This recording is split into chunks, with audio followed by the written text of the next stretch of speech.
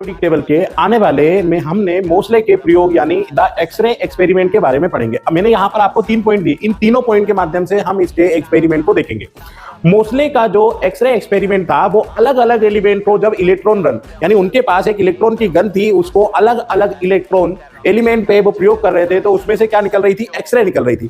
अब वो x ray in electron in तत्वों से टकराती थी। जब इलेक्ट्रॉन होते थे वो एलिमेंट के यानी जो तत्व होते थे उनसे टकराती थी। जब टकराने पर जो एक्सरे निकलती थी उन एक्सरे की जो फ्रीक्वेंसी है यानी आवृत्ति चलने का, जैसे हर बार जब टकराता है तो उसकी फ्रीक्वेंसी अलग अलग आती है। तो निष्कर्ष ये निकाला कि उन्होंने मैथमेटिकली रिलेशन देखा। उन्होंने क्या देखा? इसके अंदर एक मैथमेटिकली रिलेशन देखा। यानी यहां पे लिखेंगे मोसले द्वारा मैथमेटिकल रिलेशन रिलेट किया।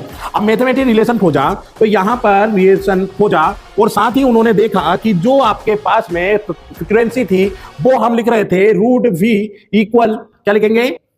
ब्रैकेट में जेड माइनस बी। इस तरह एक नियम आया और यहां पर जैसे ही यह नियम आया इसके द्वारा हम फ्रीक्वेंसी निकाल सकते हैं। जो जेड होता है वो आपका एटॉमिक नंबर को रिप्रेजेंट करता है ए, और ए और बी जो है वो हमारे पास में कांस्टेंट है।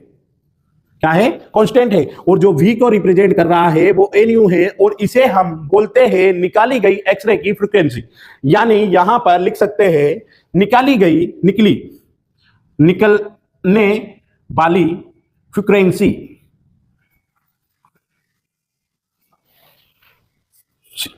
ठीक है, तो यहां पर ये जो था वो एक्सरे एक्सपेरिमेंट था।